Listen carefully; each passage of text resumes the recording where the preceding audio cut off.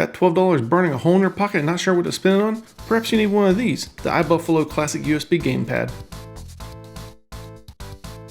If the design looks familiar, that's because it's modeled after the Super Nintendo controller, specifically the Japanese Super Famicom version.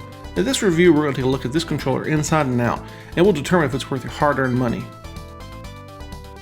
The controller comes boxed in its nice colorful packaging. The front has all sorts of logos for Windows compatibility. They really want you to know it's compatible with every version of Windows from Windows 7 to 8 to 8.1 and even 10. Besides the classic USB gamepad text on the box, virtually everything else in the box is in Japanese. Moving on to the instructions, we find the exact same thing, an ocean of Japanese text. Unless you can read the moon speak, these aren't of much use. Let's compare the controllers. Winning an original Super Nintendo controller, we see it weighs in at 2.9 ounces, whereas the iBuffalo gamepad weighs in a bit less at 2.5 ounces. Side by side, we see our first real difference. The iBuffalo has a darker colored shell on it.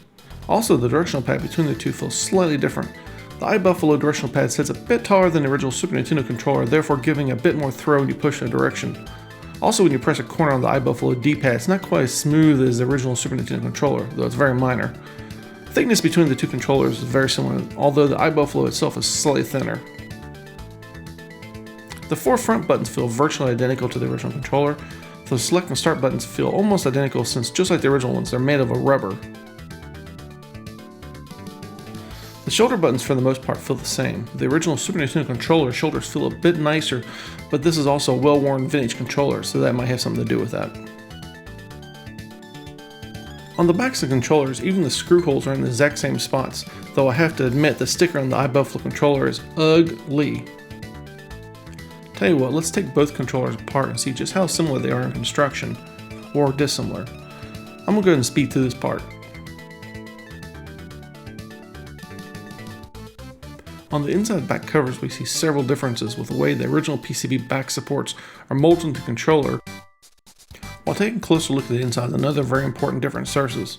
The shoulder buttons in the original controller ride on metal pins, whereas the iBuffalo ones are molded all one-piece buttons.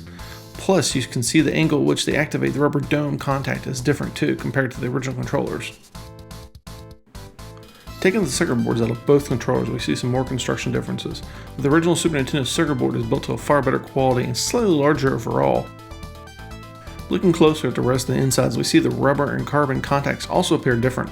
Peeling them off of both controllers, we see the biggest difference of all, the directional pad.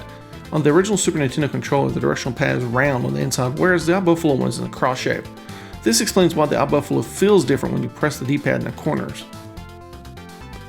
Back together again, it's probably worth mentioning the iBuffalo controller has a turbo feature. Hold turbo down and press a button to activate turbo on that button. If you hold down the clear button and press the button again, it disables the turbo. Pretty simple. Even with the slight differences, the iBuffalo still feels like a faithful recreation of the original controller in your hands. Now, let's talk about some actual gameplay. Using this controller for several hours now, I can honestly say the differences are minor and aren't noticeable at all. After a few minutes, you simply forget you aren't using the original controller. iBuffalo is worlds better than most of the third-party controllers back in the heyday of the Super Nintendo. It feels responsive with zero lag, and all the buttons and directional pads are comfortable to use.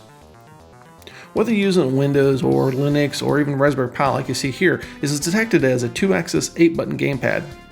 I tested it on my Raspberry Pi 3 setup with RetroPie installed and several emulators. I especially like using it with the Neo Geo emulator as a controller set up by default with the Neo CD controller layout mimicking the original thing. I also evaluated on my Amiga 1200 with a USB to gamepad adapter. Look for that review in the future.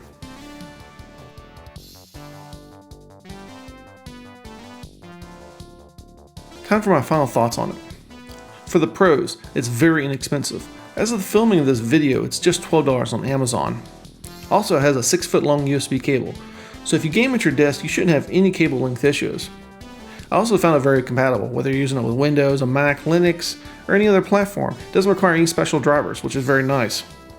And also has very responsive controls with no input lag. Overall, it feels close enough to the original. It's hard to come up with any cons for this controller, especially at this price, but there are a couple. First, the directional pad feels slightly different compared to the original. I wish it was designed more like the original controller. Also, I'd hoped the internal construction was identical, allowing us to swap the iBuffalo PCB into an original Super Nintendo or Super Famicom controller shell. But they're simply built too different on the inside to allow the iBuffalo board to fit inside an original controller shell without heavy modding, and it's probably just not worth it in that case. Well guys, that about wraps this one up. I hope you enjoyed my review of the iBuffalo Classic USB Gamepad. If you want to see more content just like this one, give me a thumbs up, subscribe to my channel, and leave a comment below. And if you're on Twitter or Facebook, please consider sharing my video with your friends. And as always, thank you for watching, and I'll catch you in my next video.